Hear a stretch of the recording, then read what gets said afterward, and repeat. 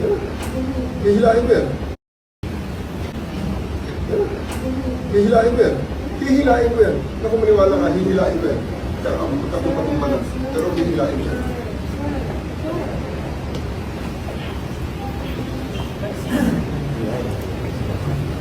So, President, kung masusunod dito ngayon, reklamo niyo lang ako.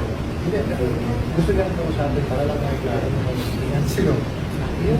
Walang mas mataas sa akin. Ako na ang commander dito. Sir na ako, sir. Diretso ninyo ako sa aeroplano. Yes. Okay, sir. Your lawyers are witnesses. You can always file. You have to kill me. It's not our intention. You have to kill me to bring me to Hague. It's not our intention, sir. It's not our intention. It's not our intention, sir. Casey, Sir, di ba siya po yung talaga? you know that you've done your duty. Okay? You've done your duty. Alalayan lang si Presidente.